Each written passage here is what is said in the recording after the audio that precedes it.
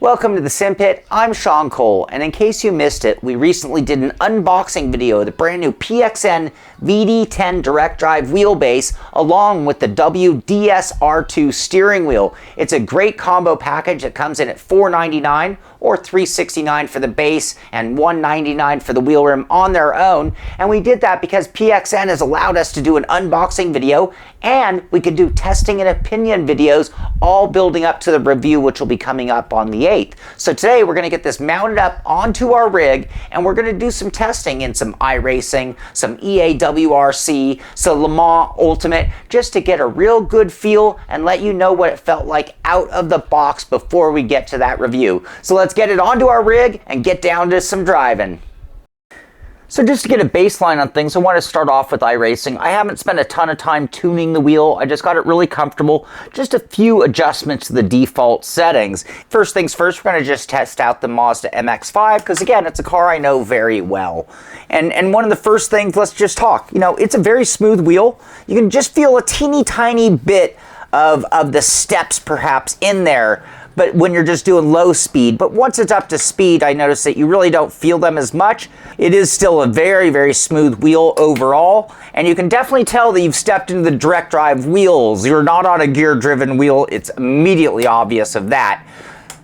You can also notice that it's very precise. It's very quick. There is no delay or lag, but it is one of those wheels that does two things. It's a little bouncy over the center point. So you can see when I do that, it actually really wants to kind of bounce around a little bit. And with that, we're also talking about straight line oscillation. So if I let go of this wheel, it's gonna go a little crazy on us. So you definitely gotta hold on. You gotta kind of be steering with intention, because if you just do a little bit of a light touch, it tends to kind of want to bounce back on you a little bit off that.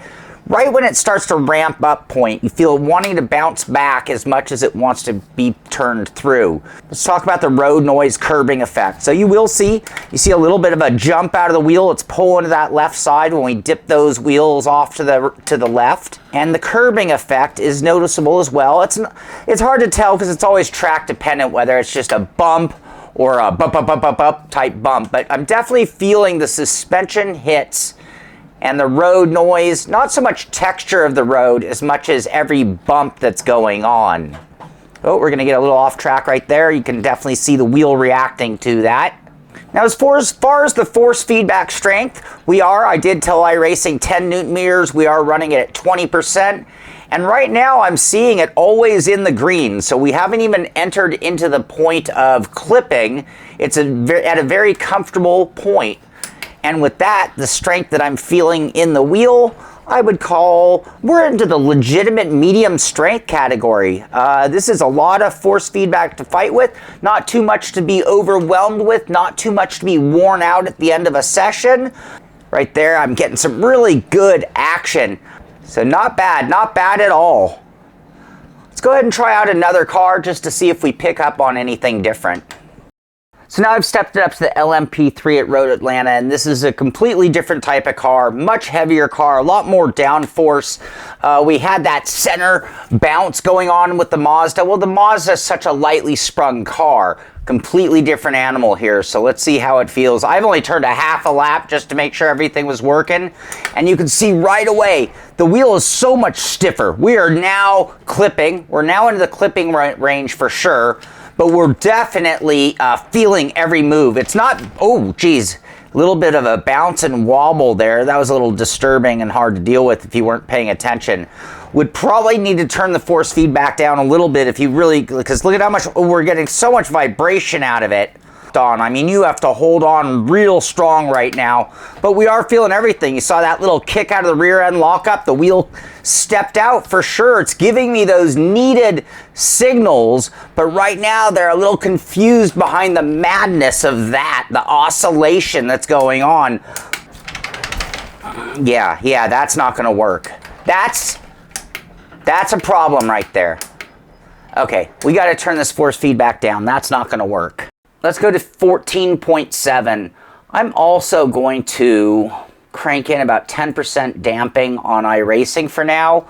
I think we are more drivable by force feedback. I'm still seeing clipping, so we already know we're still running a little more than we should as far as getting the best effects. But now we're definitely drivable. I'm not fighting the wheel. I'm not having it yank out of my hand. So we're in the ballpark. You can see the way it's steering the car down the straightaway. It definitely is ramping up that steering with each turn to the left or right. And it wasn't fighting me in any way. It was giving me a good smooth feedback there. I'm holding it much lighter. Let's turn it down real quick because we don't want to be here too long with this. LMP3 car, Road Atlanta, 10.8 force feedback, 10% damping in game. All right, under braking, cold tires, turn in. Everything's feeling pretty good. That was a nice stable feel through the corner. I was able to turn for apex without any odd effects of any kind. Off-road, we're definitely getting that. You can see the bump. It's trying to pull to the right there. That's good. And let's go ahead and go heavy on the brakes. Oh, little lockup. Definitely, you saw it kick and you saw my reaction. Obviously, that was terrible braking, but you saw the way everything worked there and the way the wheel reacted. That's good. That was good stuff. That's what you want out of a good direct drive wheel.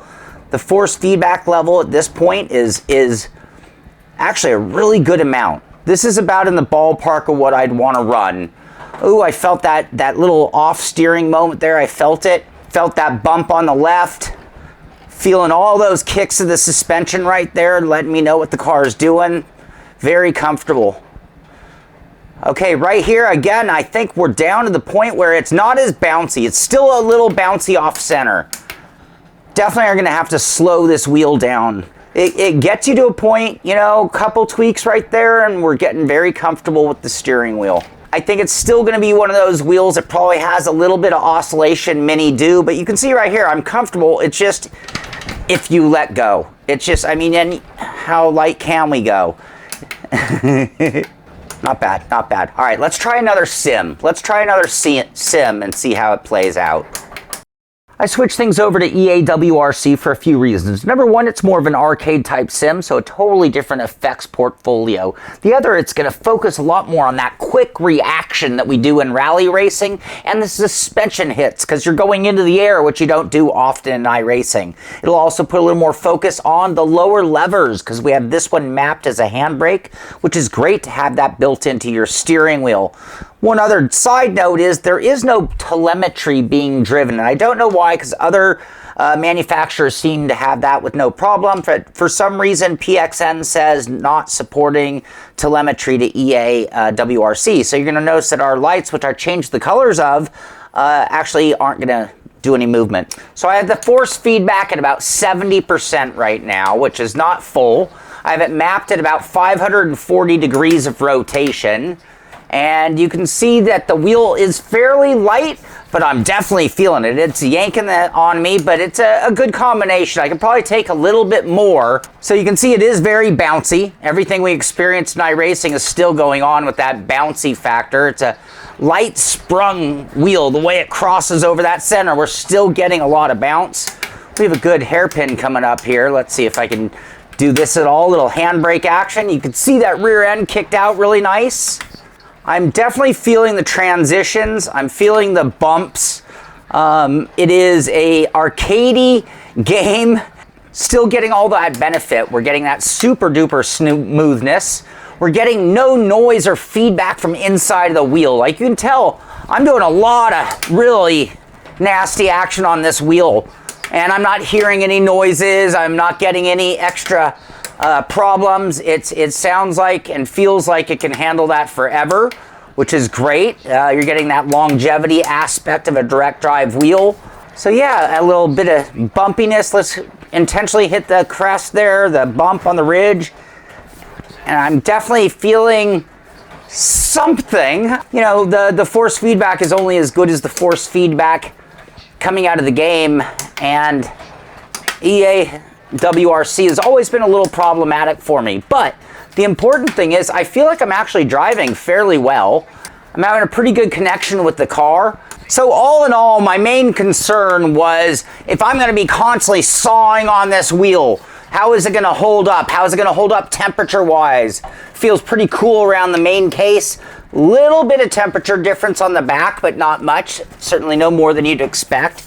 The quick release is holding up real nicely, and the overall rigidity of the whole system is as strong as any other DD. I'm not seeing any difference between this and any other brand out there. It's very comparable in that smoothness and that strength and your expectations of a direct drive wheel, and even in the delivery of the force feedback, with the exception of we have this real bounciness. It is, I think, the word that I'm just going to keep coming to. I don't have a better word to describe the way it does this through the middle point. It feels really good when you're turning in, when you're being on the wheel, when you're really on the wheel, when you're really commanding the moment. You don't get that effect.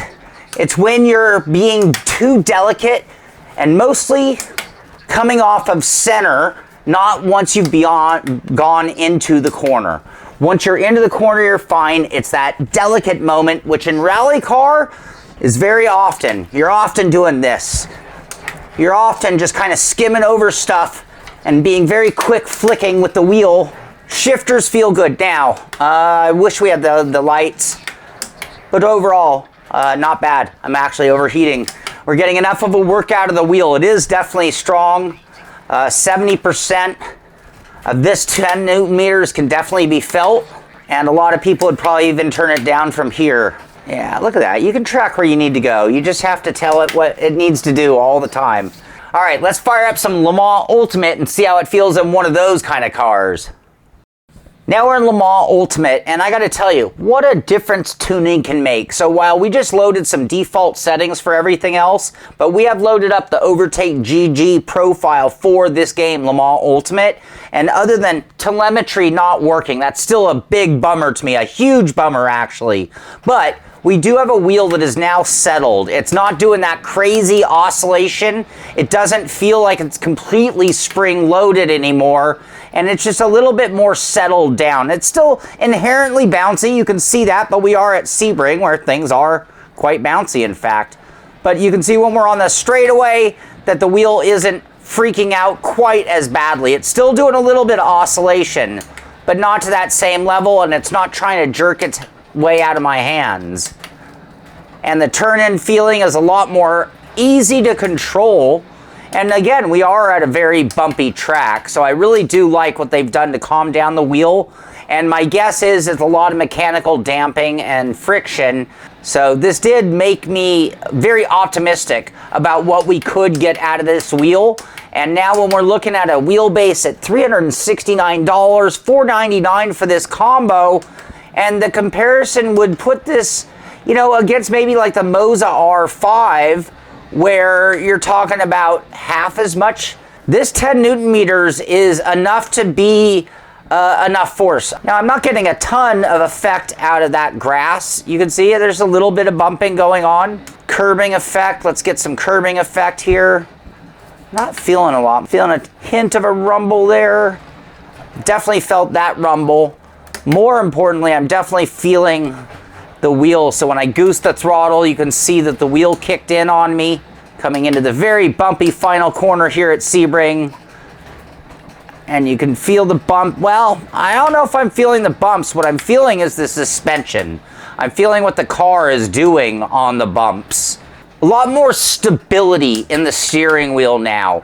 Because it's not doing that bouncing, I'm able to stay really in precision with my turning. In this configuration here, I'm not feeling anything whatsoever that can be interpreted as cogging. It is very, very smooth delivery of force feedback. I'm quite impressed, and it almost takes me to that point where I want to really quick try out adding a little mechanical damping and friction to our iRacing configuration just to see, because again, it's acting like a completely different steering wheel. It's actually quite remarkable, and our temperatures are still very good. All right, I know this was just going to be a first test, first look, and we weren't going to do any tuning, but I actually kind of felt bad because it didn't go all that well in our first iRacing run.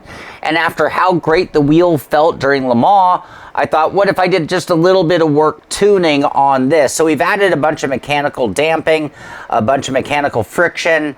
We've added a few small filters to the mix to this, and we're not perfectly optimized yet, but wait till you see the differences. We have completely eliminated that bounciness.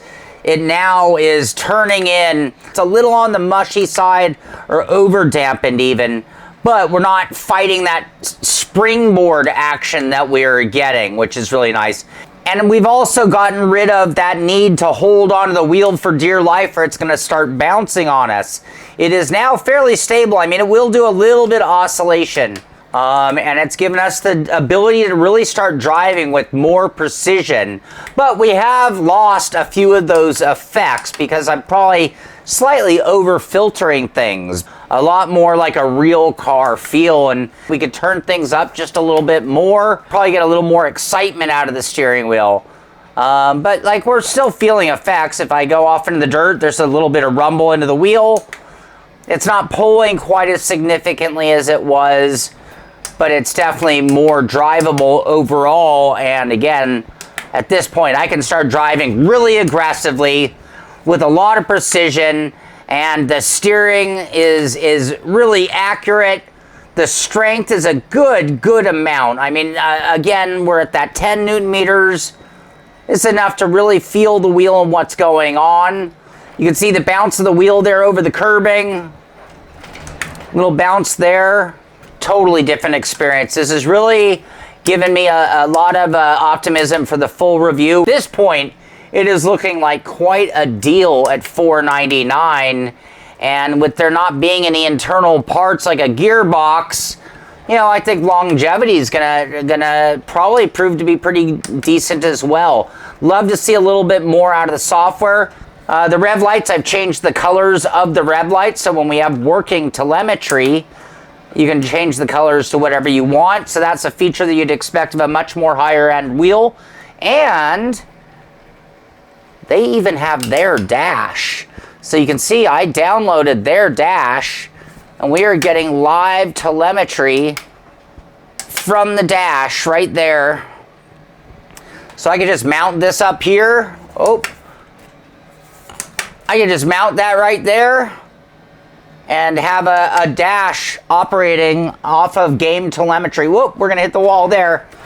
So that's another nice feature out of this as well. So again, at that price point, $369 on the base, $499 for the package. Now, one thing, I've really loved everything about this except for the buttons were a little springy, but I did notice one other thing when I wasn't driving. It feels real strong through here. Never even thought about it, never even noticed it. Everything's firm. Look, there's no flex in the collar or the crick release or in the base itself. The wheel, rim, and hub feel real strong doing this.